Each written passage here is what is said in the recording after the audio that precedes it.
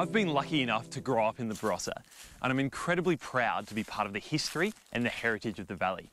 But we don't rest on our laurels here. There's always something unique and innovative to discover. For example, there's no secret that we make great wine here. But did you know we also make great beer? At Seppeltsfield, I caught up with Nigel Teely to find out why the iconic winery had recently added 2 local beers to their cellar door list. Our directors love beer themselves, so we saw a good opportunity to develop some German styles to match the history of Barossa. And they're, I guess, brewed according to our own recipe, so they're very much our own beers. We've got a nice pale, fruity Pilsner called Barossa Blonde, great summer beer, and a nice malty, toasty Germanic lager called Barossa Bock, lovely winter beer. You know, I can't actually think of too many wineries where you can come and taste the wine and then taste the beer, but you can here at Seppeltsfield. And now I'm going to show you where this is made. In 2002, Denham De Silva left his desk job to follow his dream of starting a brewery in the Barossa. A cottage on the sweeping bend which leads into Tanunda is now home to Barossa Valley Brewing, and it's a very tempting stop.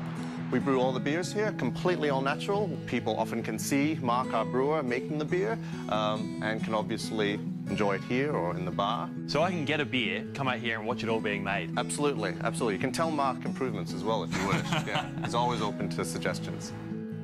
The Bee Sting is a honey beer which has been listed as one of the top 20 beers in the country. The secret?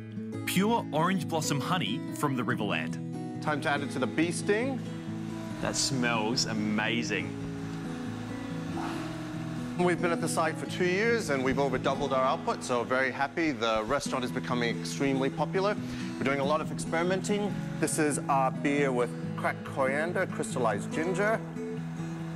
Can't get much fresher than this. So smell like coriander and ginger, really herbaceous. It sounds more like a food menu than a beer. But it really works, doesn't it? It does indeed. Tell me what you love about making beer. It's the flexibility. Every day is different. So I love my wine, and you've got wonderful winemakers doing incredible things, but their restriction is that one ingredient grape, whereas our restriction is our imagination. We can brew everything from a really clean, crisp blonde all the way to a really rich stout, and everything in between. Here in the restaurant, we do a lot of food and beer matching, which people aren't really expecting. So they might try a pulled pork bun, which is cooked in the saison but matched with one of the hoppiest beers brewed in Australia, and they might finish that off with a dark chocolate stout tart.